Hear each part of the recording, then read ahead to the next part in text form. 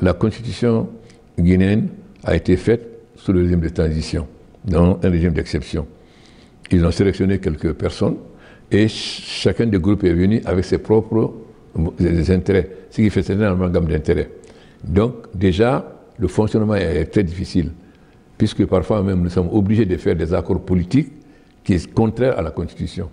Deuxièmement, ce qui est normalement du domaine de la loi dans le système français est la loi organique. Vous savez, la loi organique, il faut la majorité de 2/3. Ce qui demande la loi organique est du domaine et se retrouve dans la Constitution. Donc, il y a les insuffisances notoires de cette Constitution. Et évidemment, elle n'a pas été soumise à référendum. Si je prends par exemple le Conseil constitutionnel, dans le système français, le président est nommé par le président.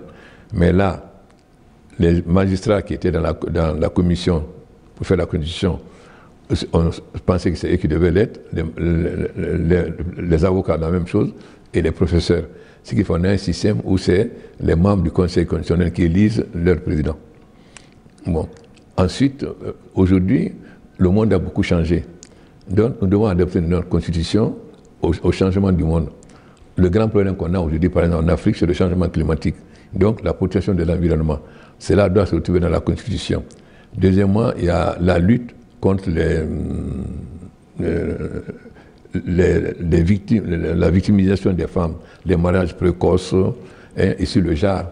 Parce que il faut quand même, aujourd'hui, dans le monde où on est, là, comme disait Aragon, la femme, c'est l'autre moitié du ciel. Et surtout qu'en Guinée, il n'y a plus de femmes que d'hommes. Donc, il faut qu'on fasse la promotion des femmes. Donc, ensuite, vous avez la cybercriminalité aujourd'hui. Comment lutter contre la cybercriminalité? Donc, nous devons intégrer énormément de réformes, la protection de la nature. Et ensuite, la première constitution parlait de l'intégration de la Guinée dans un environnement plus vaste, c'est-à-dire l'unité africaine, ce qui a disparu. Or, pour nous, c'est fondamental qu'on aille vers l'unité africaine. Donc ça doit se dans la Constitution. Donc, il faut adopter la Constitution à notre époque. Non seulement la connaissance des insuffisances par la façon dont ça a été adopté, mais aussi, le monde a évolué et il faut adopter notre Constitution à ce nouveau monde. Donc ça n'a rien à voir avec le troisième mandat ou pas, mais l'opposition craignant sa défaite aux élections crie troisième mandat. Il s'agit de réformer la Constitution. Or, la Constitution donne le pouvoir au président de faire une nouvelle Constitution.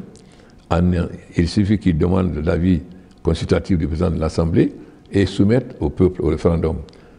Donc le peuple de Guinée a le droit d'avoir une constitution moderne qui reflète les conditions de vie du monde dans lequel nous vivons aujourd'hui. La constitution est faite pour le peuple, au service du peuple. Donc il n'y a pas une constitution intangible. Vous savez, je ne sais pas combien de constitutions il y a en France et en Afrique. Et surtout, ceux qui critiquent aujourd'hui la réforme de la Constitution, c'est eux qui ont proposé une Constitution illimitée.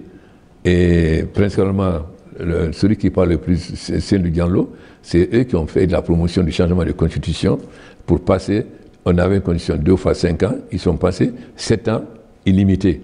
Donc une Constitution à vie. Bon, il y a beaucoup de pays qui ont changé de Constitution. Nous, depuis 2015, les gens voulaient qu'on fasse une nouvelle Constitution. Mais je leur ai dit, écoutez, nous sortons de l'Ebola, nous avons d'autres priorités. Attendons-nous d'abord à régler le problème économique, à finir avec le Fonds monétaire international. Parce que quand vous êtes au programme avec le Fonds monétaire lié au PPTE, vous ne pouvez avoir que des crédits concessionnels, c'est-à-dire maximum 1,5% sur 30 ans. Un pays ne peut pas se développer. Il faut nécessairement pouvoir avoir des prêts non concessionnels. Maintenant, il faut revoir la Constitution pour la moderniser. Mais j'ai préféré d'abord me concentrer sur l'essentiel. Maintenant, nous serons bientôt à la fin du programme avec le Fonds monétaire. Nous sommes en train de résoudre l'essentiel des problèmes de l'énergie, les routes, etc. Donc il est temps maintenant surtout que la Constitution n'a pas été soumise au peuple. Il faut quand même une Constitution pour qu'elle vraiment soit légitime et qu'elle soit entérinée par le peuple, ce qui n'a pas été le cas en 2010.